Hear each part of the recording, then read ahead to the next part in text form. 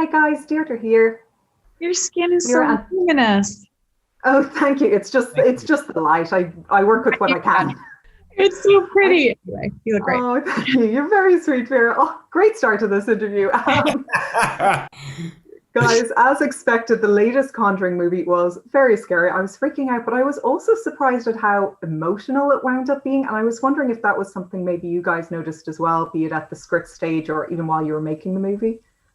Yeah, I think so. We try to push ourselves. When I say we, not just us, the filmmakers and James and now Shav's our director.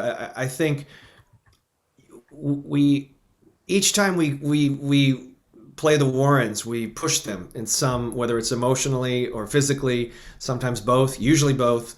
And this was no exception. And we knew because of the severity of this case, it being about a real life homicide, that that grounds it in a way that maybe, no disrespect to the other films, literally it's a much different beast. When you're talking about someone's life being taken. So it really kind of centered the movie on a very dark tone, and so that enabled us to, it brought a new level to our relationship as Ed and Lorraine, and certainly now that you've seen the movie, with what happens to both of them really in their respective journeys that they go on, but it takes a toll. So anytime you see them really on their own private journeys that are physically and emotionally exhausted, you're really pulling for them to come together. So I think it becomes a much more satisfying ending with them. Yeah, for sure. I don't know. There's not a point to a sequel unless you up the ante on the love and the fear, and you dial that knob, and the stakes are increased each time. And yeah, and I think that certainly was, and this one in so many new ways as well, physically, not only emotionally and spiritually, but physically for us. I mean, you really believe in that dynamic you guys share, that there's so much love and respect and friendship in that relationship. Like after so many movies, is that something you just step right into, or do you have to work at all on that dynamic? I think you always have to work at nuance, always. You always have to mind for these moments. And for me, I think with Lorraine, it really always is in the unspoken, right? In the mystery of her thoughts and the mystery of her perceptions and sensations, and even in the way she receives information, but also how she communicates it with it, and especially with her husband. I think that the key to them always is is finding nuance in between the lines, right? And establishing that. I when you have a partner like Patrick, who's incredibly skilled and willing and able, it just sort of that's the trick of Ed and Lorraine, is establishing this beautiful unconditional love between them and for what they do, right? And as long as we're firing on all cylinders there. And for you too, Patrick? Yeah, I agree with all of that, which is unusual because usually we disagree about everything. No, I'm kidding. But I would add to that as well. You have to have a filmmaker that wants to capture that. I think we've both worked with people that we thought, oh, we get along great, and then you watch the movie and you're like, wow, doesn't look like that. Or just the opposite. I've worked with people that you're not.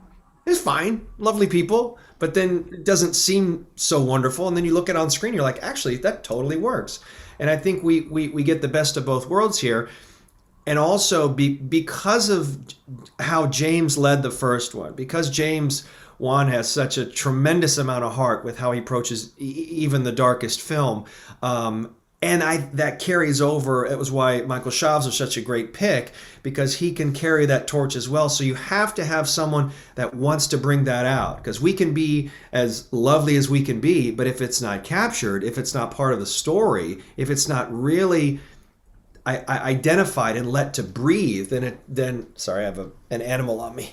No, it's true. There's a technicality to it as well. I mean, yeah, I guess that's what I'm saying, right? It's Patrick, you move the camera 2 inches this way, and you're not going to capture that moment in the same way.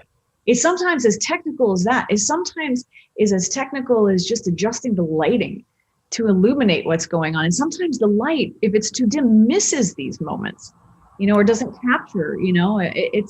there's such a massive technical aspect to this whole thing that like there was a scene. On us. Sorry, there was a scene real quickly in the first film that a number of people wanted to cut because it seemed like such a a character scene. Get to the scare.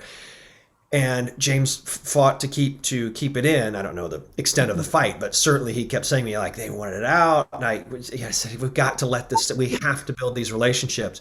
And I think once people saw, and it wasn't even a scene with the two of us, it really became, oh, okay, that's what this series is going to be. We're gonna have those character moments to have people go, I can relate to that, or I want to be that, or you know what, man, I love that relationship. I want to be in a relationship like that in the midst of a horror movie. If you can do that, that's why the films, I think, end up, one of the big reasons why they end up transcending the genre, right? Which is sort of the hope of every movie. Like, yeah, you'll get the horror fans, but we love fans that go, I don't even like horror movies, but I love the Conjuring movies. That's a win-win. Absolutely. I'll have to leave it there, guys. Unfortunately, I'm out of time, but we're looking forward to seeing the Warrens in the next Conjuring movie. Here's hoping. Thanks, Deirdre.